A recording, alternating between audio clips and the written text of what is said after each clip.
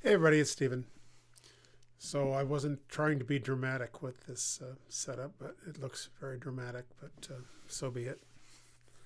The halo behind me is a reflection of an icon from the other side of the room over there. So it just that was completely random, but there it is. So yeah, so I was thinking a lot about the video that I made day and a half ago on the Noahide ideas because of my revelation with that 20 verses of Noah in Genesis 8 20 through 22 and 9 1 through 17, and that having this very striking impact on me, sort of the and immediately after sort of this long study of figuring where I exactly fit in the Orthodox Church, which is that can be a difficult thing because there's so much has happened in the church over the centuries, and so you have different sort of forms and ideas and in different countries and in different before and after different different decisions were made on what orthodoxy would be.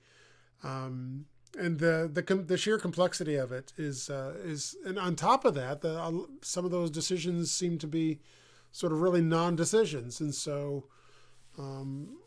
are they really causing a change or aren't they causing a change, and how do you feel about that, and what can you confess to and what can't you, and so it was a long journey to figure out exactly sort of what I am in the church, this very sort of particular thing. And then right after that, within a couple of days of thinking, oh, I finally figured out where I precisely sort of fit in my thought. I have this Noah experience, and that led me to the Noahide thing. I think I had heard about the Noahide, and I think, well, if I'm so struck by Noah, then maybe this Noahide idea. But now that I've spent a day and a half, more of an investigation of the Noahide, I mean, to me, the Noahide idea is it's sort of like a scientific investigation of the priesthood of Noah. Like, what if we were to evaluate Noah as a priest, and try to ascribe law, if we're trying to do the science thing the way that I think about it. And of course, this is a rabbi's investigating and trying to determine the law that might have come out of both the Garden of Eden with Adam and with what happens with Noah.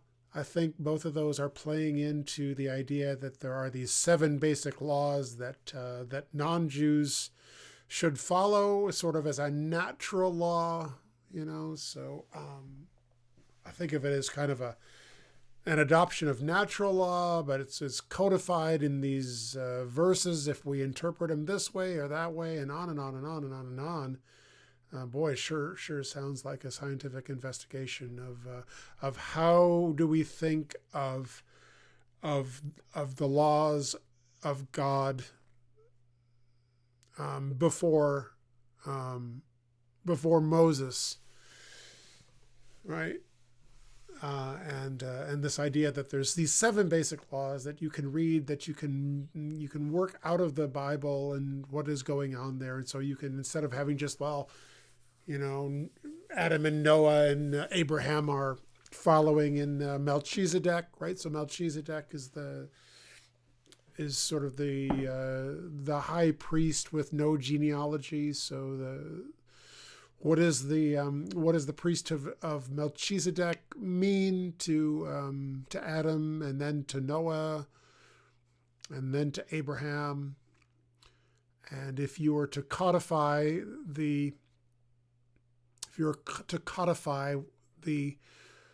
what Melchizedek is teaching, what would it look like? And the Noahide are the 7 laws that you can sort of say, well, this is what that means. Now, yeah, I may be running into more problems because Melchizedek is also the law of Melchizedek is also going after Moses. I think I'm not really sure of that. I think maybe Mosaic law sort of overtakes it, and we don't really think of Melchizedek so much. We think of him with Abraham, but I think it's also that he was with Noah and Adam. He had no genealogy. He wasn't a person, but he was the priestly ideal in some way. So this is all new. So, this is the way that I'm heading now. I'm thinking that the Noahide is kind of the scientific, what can we, if we apply rules of logic to the early stories in Genesis, can we codify a law out of the priestly nature that Melchizedek offers to Adam and then to Noah, and Adam and then probably Methuselah. I don't know, Methuselah knew Adam, Noah knew Methuselah, Abraham knew Noah. Abraham learned from Noah, I think, is part of the is it taught in Judaism that Abraham lived in Noah's house between the ages of 10 and 48 down in Ur before he went through Babylon and up to Haran. So that's where I am. I'm sort of thinking, so that really is transformative, because now my feeling on these verses on Noah are, well, that's part of this Melchizedekian priestly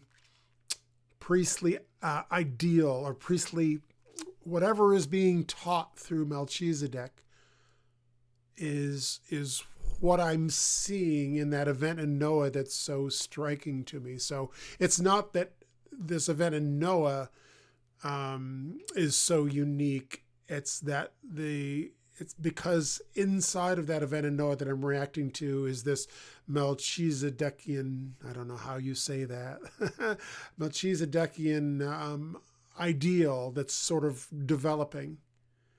And I think in Christianity and Orthodoxy, it develops all the way through to Zechariah, when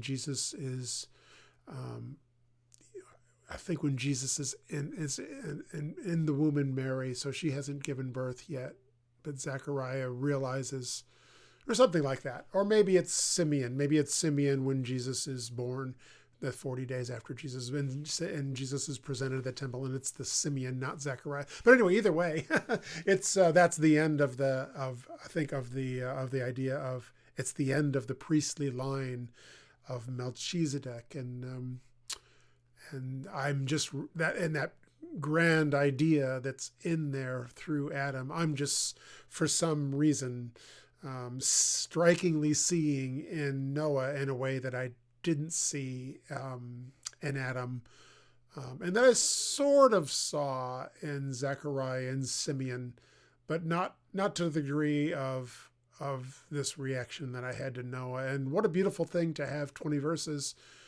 to be able to sum up your, to be able to sum up and to summon that feeling of just awe, right? Of just the awe of the whole enterprise of God, and of Adam and Noah and Abraham and Isaac and Jacob and right, and David, and then through to Jesus Christ. So I'm not